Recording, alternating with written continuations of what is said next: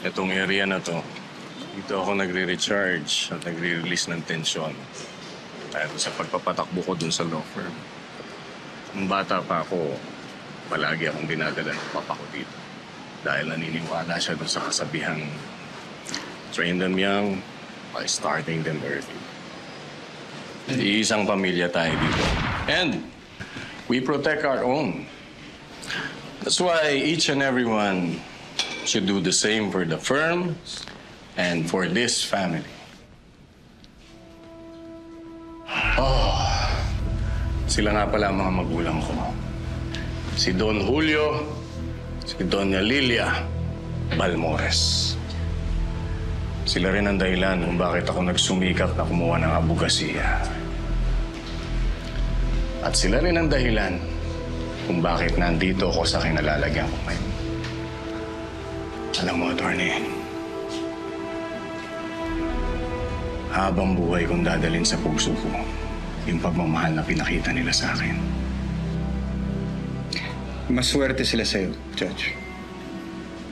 May mga anak kasi na itinatakwil ng mga magulang dahil puro bisyo, barkada. Mga anak na walang ginawa kundi maglustay ng pera. Alam mo kung ano tawag doon, Judge? Basura. Alam mo, tama yung sinabi mo, attorney. Yung mga ganyang klaseng anak talaga. Mga walang ginawa kundi lasunin ang isipan ng kanilang mga magulang. Walang ibang ginawa kundi ipamigay sa iba yung kayamanang ipinundar ng mga magulang nila.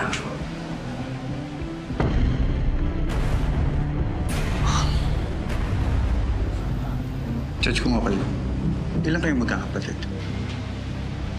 Well, katulad mo, attorney, nag-iisang anak lang din ako. Pero,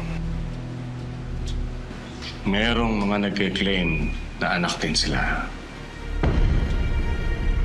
Pero siyempre, hindi sila ubra sa akin. Sigurado ako na sa kulungan na sila. Nakabawon na sila sa lupa. No.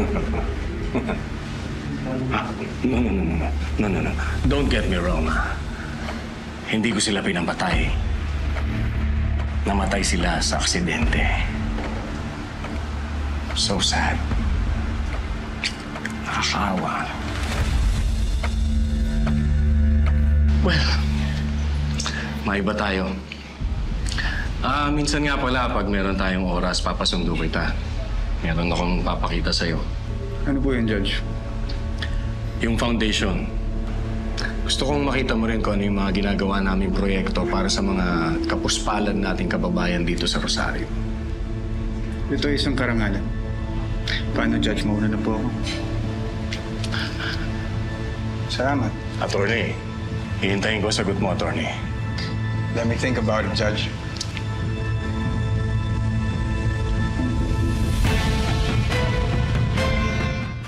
Carlo J. Caparas, Lumuhod Ka sa Lupa.